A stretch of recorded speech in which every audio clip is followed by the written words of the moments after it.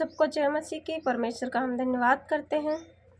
तो आइए हम परमेश्वर के एक दो वचन को देखते हैं कि परमेश्वर मतलब प्रभु यीशु मसीह में आने के बाद में हमें क्या करना चाहिए और क्या नहीं करना चाहिए, किस बात से हमारा परमेश्वर हमसे क्रोध करता है और किस बात से हमसे प्रसन्न होता है। तो आज हम उसी विषय में हम बात करेंगे परमेश्वर के वचन को लेके। Hallelujah hallelujah. तो हम निकालेंगे निर्गमन 23 अध्याय निकालेंगे और उसका 13 और 25 वचन पढ़ेंगे हम। हालेलुया। देखते हैं आज परमेश्वर हमको इन वचनों के द्वारा हमको क्या बताता है और किस बात से परमेश्वर हमसे क्रोध करता है और किस बात से हमसे प्रसन्न होता है। हालेलुया। तो हम पढ़ते हैं, पहले पढ़ेंगे हम 13 वचन। जो कुछ मैंने तुमसे कहा है उसमें सावधान रहना और दूसरे देवताओं के नाम की चर्चा न करना, वरन वे तुम्हारे मुंह से सुनाई भी ना दें। हालेलुया। अब परमेश्वर ऐसी बातों से तो क्रोध करेगा। अगर हम परमेश्वर को मानते हैं, परमेश्वर में जाते हैं, परमेश्वर की बाइबल को पढ़ते हैं और परमेश्वर से सब कुछ आशीषें भी चाहते हैं और ये भी काम करते हैं, तो परमेश्वर हमारा हमसे क्रोध करेगा। हालेलुया। क्योंकि वो साफ साफ कहता है, जो कुछ मैंने तुमसे कहा है उसमें सावधान रहना और दूसरे देवताओं के नाम की चर्चा ना करना, वरन वे तुम्हारे मुंह से सुनाई भी ना दें, तुम्हारे मुंह से भी सुनाई ना दें। परमेश्वर हमको ये आज्ञा देता है कि वो तुम्हारे मुंह से भी नहीं निकलनी चाहिए। अगर परमेश्वर से हम छुटकारा चाहते हैं बीमारियों से, समस्याओं से, और परमेश्वर से बहुत ऐसी सारी आशीषें चाहते हैं, तो परमेश्वर कहता है, जो कुछ मैंने तुमसे कहा है उसमें सावधान रहना, दूसरे देवताओं के नाम की चर्चा ना करना, वरन वे तुम्हारे मुंह से भी सुनाई ना दें, वे हमारे मुंह से भी सुनाई ना दें। परमेश्वर ये कहता है, ये परमेश्वर का वचन है।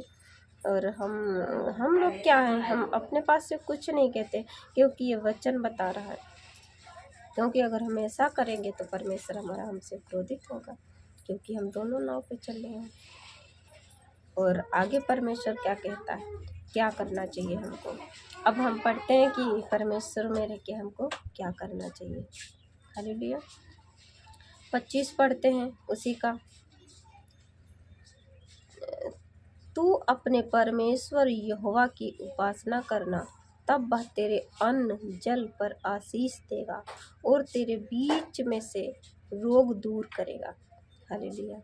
अब हमको ये करना है, जो पहले वचन मैंने दिया वो नहीं करना हमको। परमेश्वर वो आज्ञा हमको नहीं देता, अपने लोगों को, अपनी प्रजा को, अपने चुने हुए लोगों को वो आज्ञा नहीं देता जो तेरा वचन कहता है। लेकिन परमेश्वर हमसे कहता है, तू अपने परमेश्वर यहोवा की उपासना करना, तब वह तेरे अन्न जल पर आशीष देगा और तेरे बीच में से रोग दूर करेगा।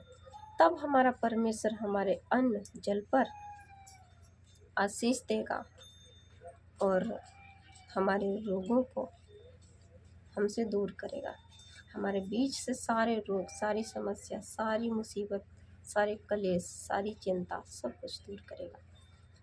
हमें क्या करना है, सिर्फ अपने परमेश्वर यहोवा की उपासना करना है, उसको ही दंडवत करना है, तब वो हमारे अन्न जल पर आशीष देगा, हमारे घर में बरकत होगी। हालेलुया। और हमारे बीच से सारे रोग निकलेंगे।